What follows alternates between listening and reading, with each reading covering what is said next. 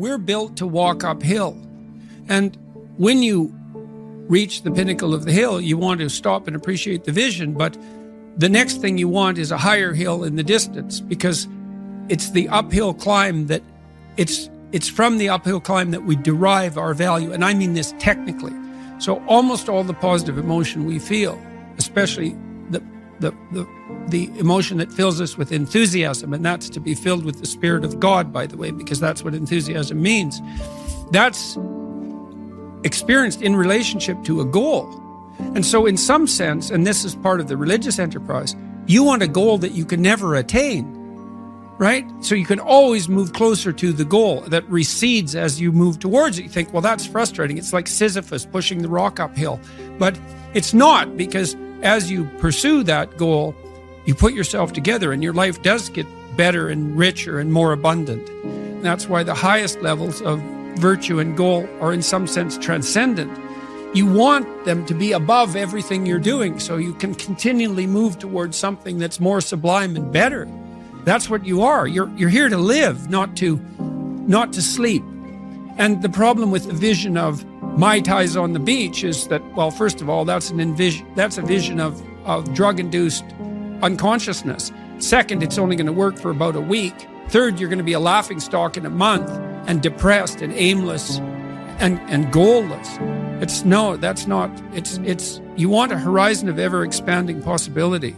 And so it does happen to people because they've staked their soul on the attainment of an instrumental goal.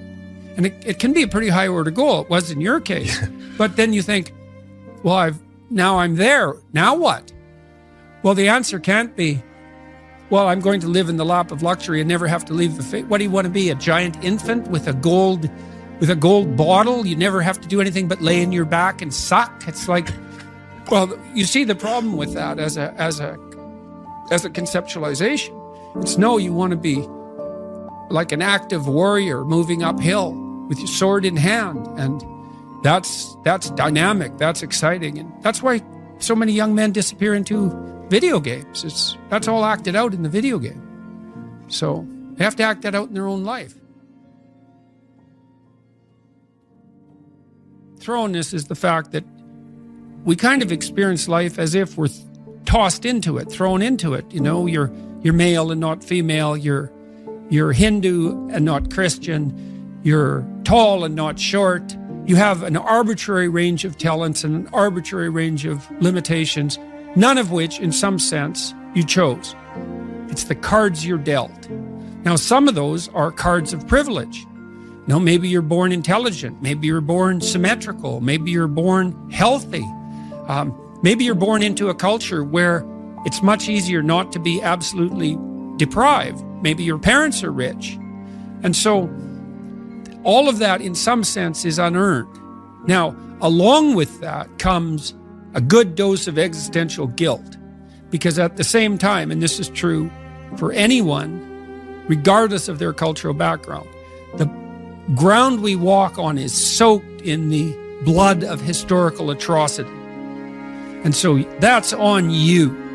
Because, you know, people think, well, who's the Nazi? Well, it's the fascist, or who's the radical communist? It's the radical left-wing ideologue. And the fundamental truth of the matter is that's best dealt with as a spiritual matter. Is the adversary is within, really, most profoundly.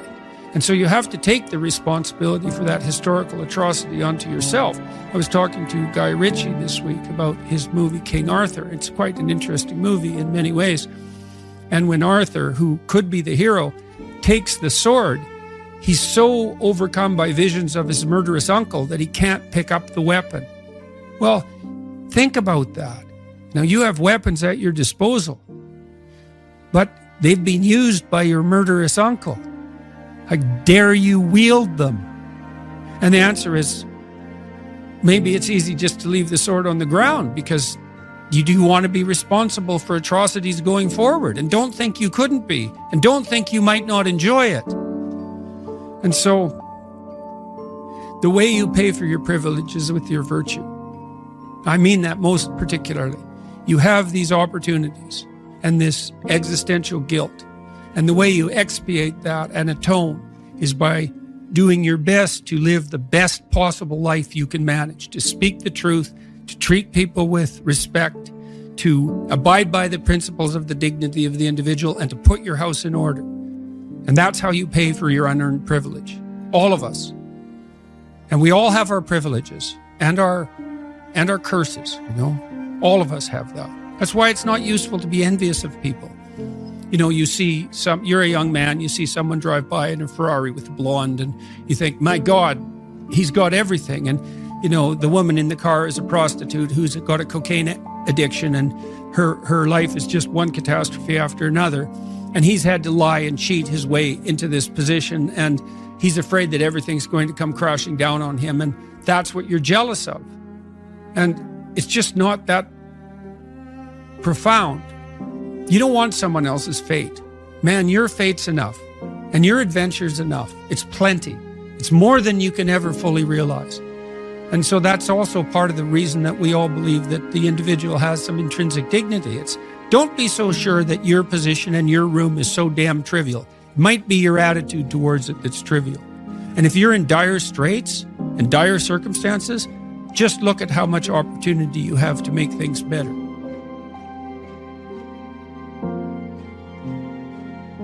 We asked that question with good intentions. Are you happy? What's a better question for me to ask Jordan Peterson? How are you doing? How are you doing? How are you doing?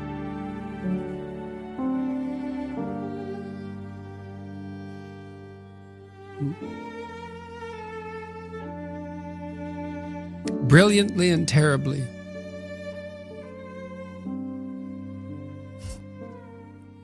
That's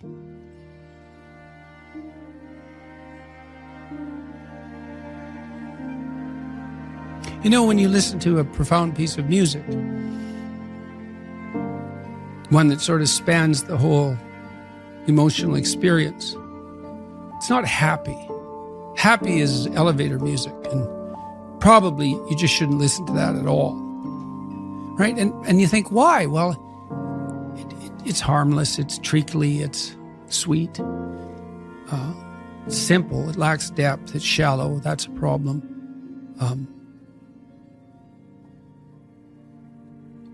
It doesn't have that deep sense of awe and horror, I would say, that is characteristic of the best of all music. You listen to some simple music, so-called. Hank Williams is a good example. The blues cowboy from the 50s who died of alcoholism when he was 27 and whose voice sounds like an 80-year-old man. Simple melody, but there's nothing simple in the song and in the voice. It's deep, it's like the blues. It's like black blues in the States from the 20s, and it was certainly influenced by that tradition. There's this admission of a deep suffering at the same time as you get the beautiful transcendence of the music. And that's meaning, that's awful in the most fundamental sense, but you need an antidote to suffering, and it has to be deep. And deep moves you tectonically, and it's not a trivial thing. But that's better than happiness. And maybe if you're lucky while you're pursuing that and while you're immersed in it, you get to be happy, and you should fall on your knees and be grateful for that when it happens. It's a gift. It really is a gift. And it comes upon you unexpectedly, your happiness, But you aim to climb uphill to the highest peak you can possibly envision. And that's better than happiness.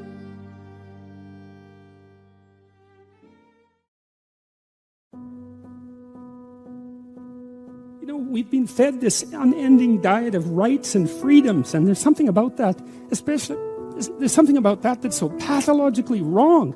And people are starving for the antidote, and the antidote is truth and responsibility, right? And it isn't because that's what you should do in some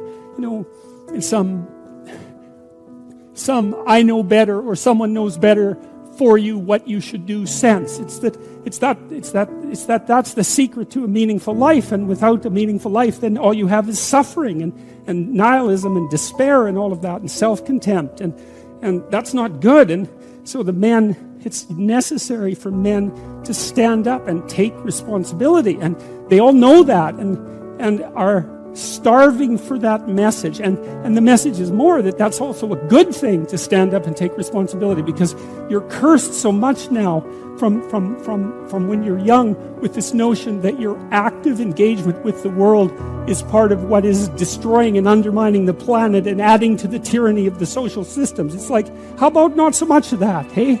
Because it's too soul deadening. It's anti-human right to the core. And my sense instead is that, if you were able to reveal the best of yourself to you in the world, that you would be an overwhelming force for good, and that whatever errors might be made along the way would wash out in the works. And that's the other thing that you see in the Abrahamic stories, because Abraham is not a perfect person by any stretch of the imagination. He's a real person, and he makes mistakes, but it doesn't matter. The overarching narrative is, maintain your covenant with God, and despite your inadequacies, then not only will you prevail, but your descendants will prevail. It's like, great, that's really good news, So it's been really something to see that in this story. Genuine ethical virtue is it's the only source of resilience and strength that you have. And it's also the place, as far as I can tell, that the meaning that allows you to set yourself against suffering resides. People talk about life and its meaning, and they say, well, life is meaningless, but people never mean that, because if you're in pain or you're terrified, you're overwhelmed with meaning. It's just not the kind of meaning you want.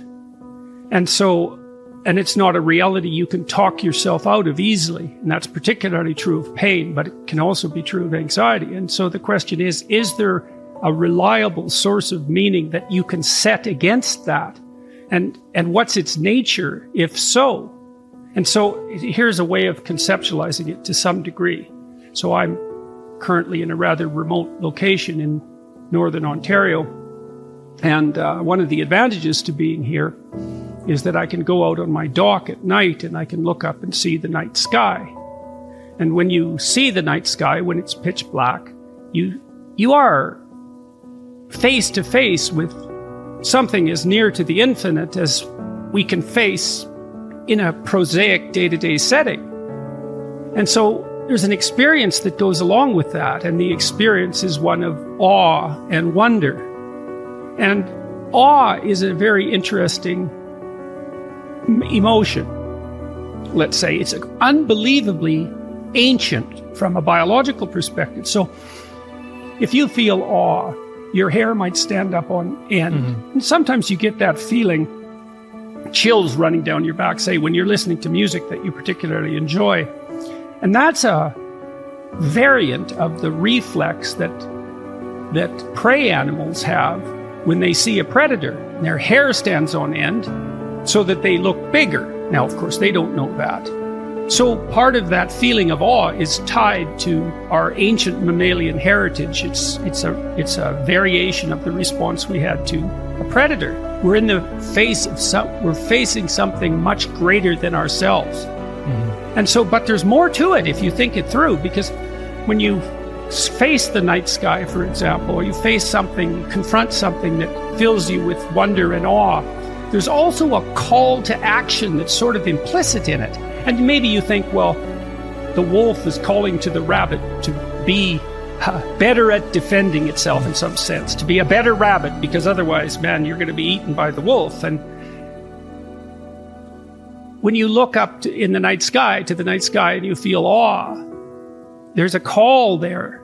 It's part of that experience to imitate that great thing that you perceive. Now, you might say, well, how can you imitate the infinite cosmos as well? Obviously, that's a very complicated question. But, you're a very complicated thing. And God only knows what it means for you to imitate the infinite when you apprehend it. I mean, in some sense, that's the fundamental question of life, is how do we adapt ourselves to the infinite complexity that surrounds us? What must we become? Well, you don't merely think that through. And I mean, you don't, I don't, human beings in general don't. We puzzle it out, and we use all sorts of information to do that. And some of these more primordial experiences that are outside the domain of strict rationality nonetheless point us in an ethical direction. And the ethic would be, you should and could be more than you are. Well, then the question is, how do you bring that to earth? How does that look when you try to embody it day to day? Mm-hmm. Well, I would say these are obviously not my ideas. They're very old ideas. Well, maybe you ally yourself with truth to the degree that you can. Maybe you pursue beauty. Maybe you pursue the love that attaches you appropriately to other people, etc., etc. And you do that because, well, I think you do it because life is very, very difficult.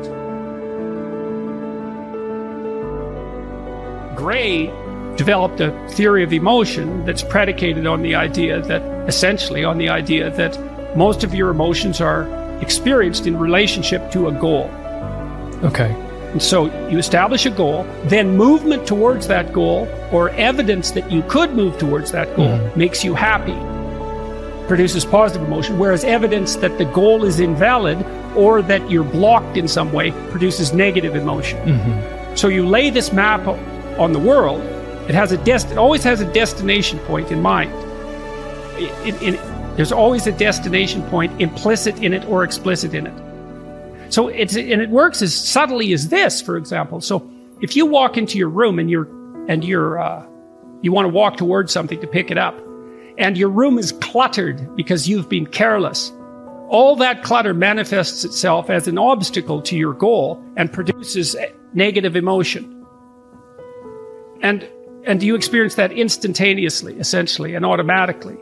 And so part of the reason, that I encourage people to clean up their rooms, let's say, is, well, it's a microcosm of all this. Your room is part of your experience that you have control over.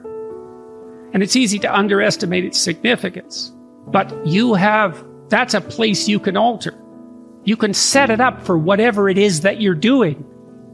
Well, what are you doing? Well, that's the first question you have to ask yourself if you're going to set up your room. It's not trivial. It's hard.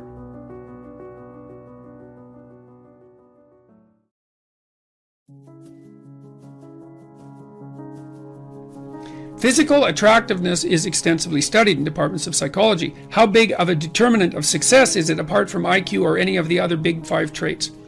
That's tough one, because physical attractiveness is a very complex trait. It's also, for example, it's a marker of health, and of course, health is a prerequisite for success. So, you can't take attractiveness as a unitary dimension and measure it sufficiently accurately. Wait, I should back up on that. No one that I know of has taken physical attractiveness as a unitary concept, measured it accurately, and then pitted it against IQ and the big 5 to see to what degree it adds incremental validity to the prediction of long-term success. And so I can't give you a technical answer. I can say, well, in a complex job over the long run, IQ accounts for maybe 20% of the variance in success, leaving 80% there for random events and the big 5 traits and connection networks and family background and all those other things, gender perhaps, that all the other things that determine success. We know that people who are physically attractive, though, are given the benefit of doubt by other people. They benefit from the positive halo effect, and the positive halo effect is the propensity of people to assume good things about someone if there is one outstanding thing about them that's easily evident, that's good. And so if you stand up straight with your shoulders back, so that's rule 1 in 12 rules for life, then people are going to see you as more attractive. If you're symmetrical, you're more attractive. If you're thin but not too thin, you're more attractive. well, and then there's like good skin and good teeth and good hair and all of those things in proper proportions and youth, and there's a whole slew of things that feed into that. If you are characterized by a plethora of those features, then people are also going to assume that you're more competent and more worth having around, let's say. But the problem is that you are. So separating out the attractiveness from the things the attractiveness is correlated with is very hard. That's why you have to do multivariate analysis. That's multivariable analysis in any complex social science, because a lot of these traits overlap. So, but you can there's some things you can do about that. Postural adjustment is helpful. To work out with weights, that's extraordinarily helpful. That improves your posture and makes you more confident, and you can dress reasonably well and intelligently, and all of those things to help yourself capitalize on whatever attractiveness you can muster.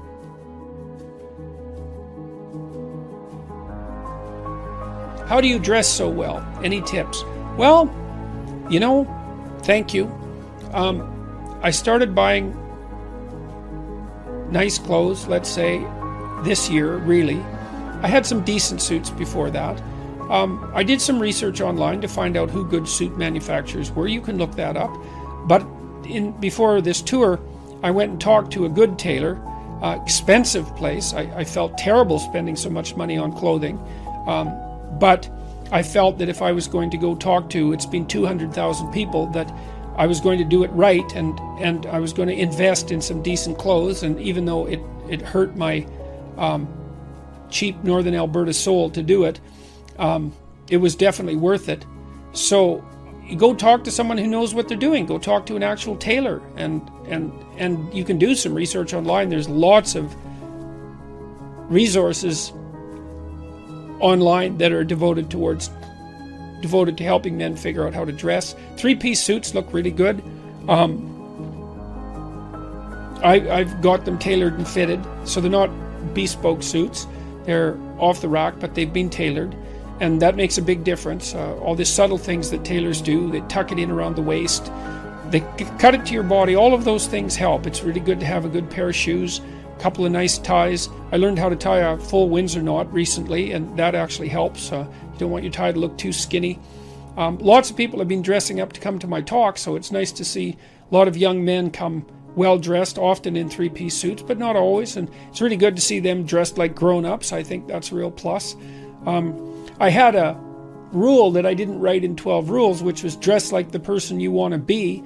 I kind of took that from Nietzsche, because Nietzsche said, every great man is an actor of his own ideal. It's a very nice aphorism, and basically what it meant was that sometimes you have to act out what you want to be before you become it. You have to pretend. And it's not a lie. It's really a pretense, like children pretend to be a father before they grow up and become a father. It's a form of practice. And so tip 1 might be figure out who you want to be. Tip 2 might be, well, then dress like that person. That's a good start. And because I think if you want to become who you want to be, then no detail is too small to overlook. And certainly it isn't exactly that people judge you by your clothes, although they do to some degree. It's that if whatever you can have going for you, you might as well have going for you. That's how it looks to me. And certainly my experience has been that the response to my improved wardrobe has indicated that the investment was clearly worth it, indisputably and clearly worth it. And it's nice to be dressed sharply to go in front of an audience. It's a sign of respect to the audience. There's other ways of showing respect to an audience, but that's certainly one. And so it's been extraordinarily worthwhile. I would say if you're going for a job interview, if you're at any critical point in your life, then you should dress the part, because you want to do everything you can to tip the scales not in your favor exactly, but in favor of having the right thing happen. When I went on tour in 2018, before I went out, I thought I wanted to do this like 100% right, or at least as close to that as I could manage. So I went out and bought some expensive suits, and I spent way more money on. This is one of them, actually. You look great, by the way. Thank you. Okay. Thank you. Way more money than I ever thought I'd spend on clothes. And I really felt quite bad about it. I thought maybe it was an extravagance, but I thought, no way, man, I'm going to see if I can nail this dead on. And I'm going to be speaking to, 100,000 people. I'm going to look as sharp as I possibly can. And one of the consequences of that has been that young men in particular come to the lecture tour dressed up in suits, three-piece suits. Or the couples come and they're dressed up like they're coming to a wedding. So that's really something. And why do you think that is? Why is it because you set that they're standard? sick acting like kids. Okay. Our whole culture pushes the idea that teenage life, or even childhood for that matter, but teenage life is some sort of pinnacle, and then everybody dresses down so they look, especially men, they look like overgrown 10-year-olds, and there's something extremely demeaning about that. And so to provide people with the opportunity to dress up in a classic manner and to look like adults, to present themselves in that manner, there's something very attractive about that, because we haven't done that in our culture. That's been, I would say, downplayed in importance or for certainly since the 1960s. Who's to blame for that? Because you recall, anytime you would fly in an airplane, if you see old school pictures, people were dressed in three-piece suits to go on an airplane. This is in the 60s, I assume. And then now you see someone like Mark Zuckerberg wear a t-shirt to give a speech in front of a TED Talk or something like that. So Well, who's some to of blame it, for this dress some down? of it's just fashion. Fashion moves around, and it usually drifts from the top down. And so when formality becomes the norm, but that drifts down, say, to the working class, then the upper class thinks, well, we can't do that because that would, associate us with the unfashionable people, and then they dress down, and so then that drifts down the hierarchy. And so there's some of it's just fashion, but a lot of it too is this idea that this sort of reflexive, rebellious attitude that anything that violates traditional norms, or even anything that's associated with patriarchal oppression and adulthood, is to be eliminated in favor of what's hypothetically a more free individuality. But it's not, because everybody looks the same. I was in Washington 4 or 5 years ago, maybe longer than that. It's probably longer than that, when I first went in the summer.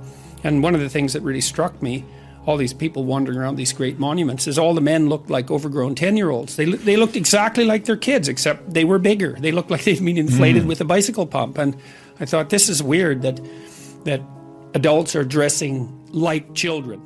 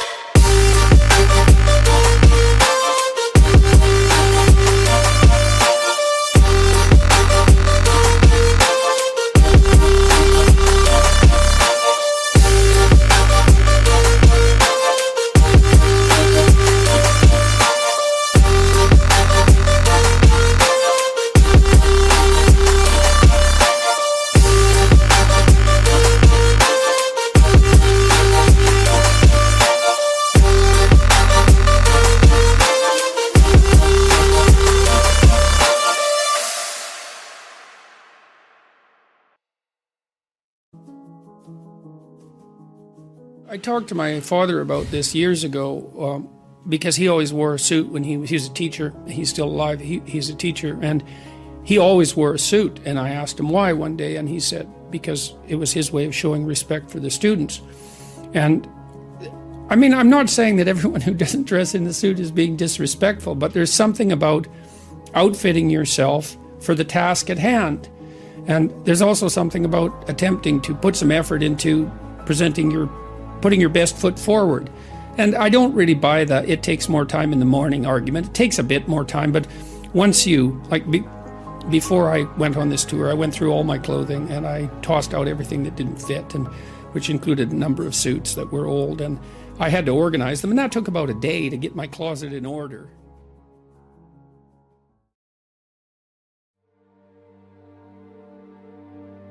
I started doing what I'm doing back in, say, probably 1985, because I realized that one of the pathways to totalitarian catastrophe was deceit at the individual level. This is something that Solzhenitsyn made very much of, Orwell as well, Huxley as well. These great thinkers concluded in the aftermath of these totalitarian catastrophes that there was an integral link between pathology at the individual level, which was fundamentally the willingness to use deceit in an instrumental manner. I'll lie to you to get what I want, and authoritarian catastrophe, and that it was a direct causal link. And I actually buy that argument. I think that's literally true. And so partly what I'm doing, I hope, is helping people walk through thinking about why telling the truth is a good idea. Not only for them, not as a top-down, shake your finger moral injunction, don't lie, you shouldn't lie, but in a detailed manner to explain the relationship between the instrumental use of deceit and the collapse of civilizations. And that connection is way closer than people think. You know, so one person influences 1,000 people, for sure, in their lifetime, and sometimes a lot more than that. And 1,000, you know, the next rung out from that, 1,000 times 1,000 is 1,000,000, and the next rung out from that is 1,000,000,000. And so you're always at the center of a concentric circle that 2 rungs out contains 1,000,000,000 people. Well, it turns out that what you do matters. And basically what I'm doing, as I hope, is touring and talking to people face to face in these lectures, for example, and making the case that it's a terrifying case. Everyone says, well, we want meaning in our life. Do you now? Do you now? Because you might ask yourself, what's the more threatening possibility? That nothing you do matters, which means you can pretty much do whatever you want. That's the upside of that nihilistic claim, no responsibility, right? And why not pursue narrow-focused hedonism, since nothing matters anyways? So that's the shadow of nihilism. Or everything you do matters. And it's a lot more terrifying to contemplate that, is that you will be held accountable for everything you do. And I believe that firmly, partly as a consequence of my clinical experience. I never saw any one of my clinical clients ever get away with anything, even once. And you think, well, people get away with things all the time. It's like, no, they don't. They might gain a narrow advantage in one dimension in the short term. But, you know, let's say that you use deceit in your business practices. First of all, that doesn't work very well because people will figure you out. So as a long-term strategy, it's terrible. It just doesn't work. No one is going to play with you if you're a cheat. But let's say that someone asked me the other day, well, what about these dictators that ruled their whole life, and they were at the top of the hierarchy, let's say, and they had all the power. Stalin's a perfectly good example. It's like, didn't he win? Well, everyone Stalin ever talked to lied to him because they were absolutely bloody terrified of him. His country was a nightmare. It was a hell, or as close as we've been able to produce, with the possible exception of the Nazis and the Maoists, but it was up there in terms of hell. And did he rule? Yes, but he ruled hell. And if you think that's a victory, well, go ahead and try it and see how much of a victory it is. You know, Milton Satan said, I'd rather rule in hell than serve in heaven. It's like, fair enough, go ahead. Use deceit, use instrumentality, rule in hell. You'll be the ruler. See how much good it does you. See where that takes you. It takes you somewhere terrible. for the first time in my life, really, I believe this to be the case, conservatives really have something to sell to young people. And they can sell the meaning of responsibility. Because young people are bereft of meaning. And most people find meaning in responsibility. And when the right talks about responsibility, they kind of do it in that finger-wagging way that makes conservatives unpopular among young people. You should be responsible. It's like, yeah, you should. Why? Well, because your life is chaotic and meaningless, and you're stuck in this juvenile surreality, and it's really painful for you, and you're anxious and aimless and goalless. And then you look at people who have a life, because maybe you could have a life, and you think, well, what does that life consist of? It's like, well, you have a committed, intimate relationship. There's one. You have friends that you're honest with and playful with. Mm-hmm. So you have a group of friends. You have a job or a career. You learn how to use your life, your time outside of work in a productive, engaging way. You regulate your susceptibility to the multitude of hedonistic temptations that are in front of you. You pay some attention to your mental and physical health. You make a goal, some goals for the future that are concrete. Well, there's 7 things you can do. They're all responsible things. Why? Because then your life will have some meaning. Now, you might say, well, what's the ultimate meaning? It's like, get those things straight first. They're not nothing. And maybe you won't be so damn miserable and bitter and resentful and angry and aimless and anxious and frustrated and disappointed and then ashamed if you had 5 of those 7 things going well. And the psychoanalysts, I think, err too much on the side of the subject. They tend to think that too much of you is inside of you and too little of you is outside of you. And part of the reason I believe that is because of my clinical experience. I love the psychoanalysts, man. They're brilliant. They're deep. They grapple with real problems, like with the problems. When people have real problems, and I mean profound problems, they're really profound moral problems. They're problems of good and evil, really. There are things going on in their family that are so terrible that, well, that they're sometimes fatal. Lie upon lie upon lie upon lie for decades and decades and decades. It's awful. And that's not exactly inside them. It's out there in the world. And lots of the people that I see, very famous critic of psychology, criticize the practice of psychology quite effectively in the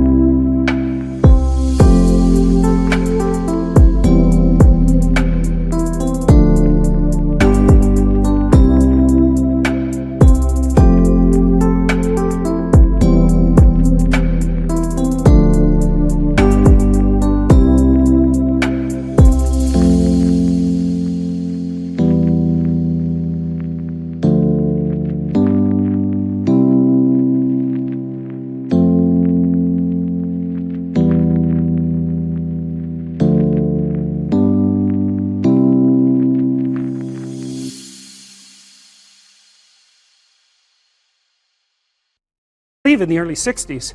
And he basically said, most people have problems in living, they don't have psychological problems.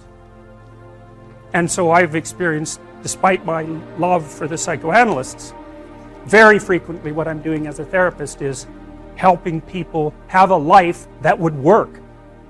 You know, and you can parameterize that. It's like, what do you need?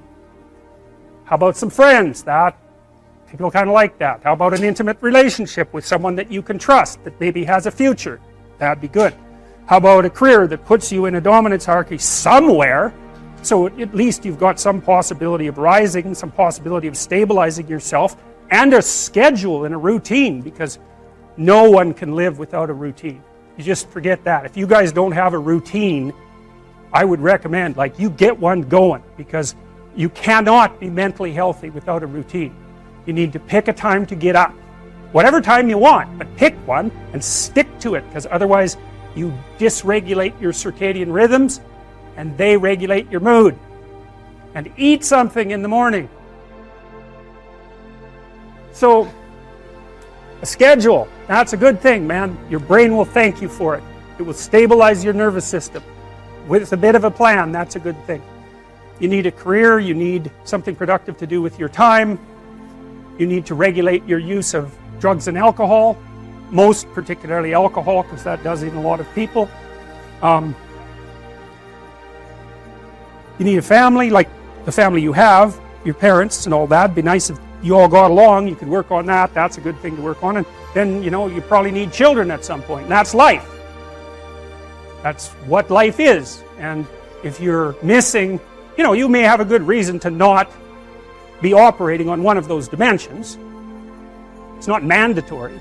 But I can tell you that if you're not operating reasonably well on 4, I think I mentioned 6, if you're not operating reasonably well on at least 3 of them, there's no way you're going to be psychologically thriving.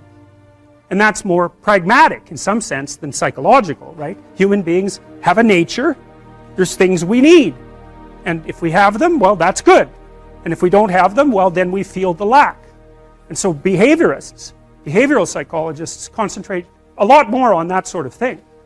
You know, it's practical. It's like strategizing. Make a career plan. Figure out how to negotiate, because that's bloody important. Figure out how to say what you need. Figure out how to tell the truth to people.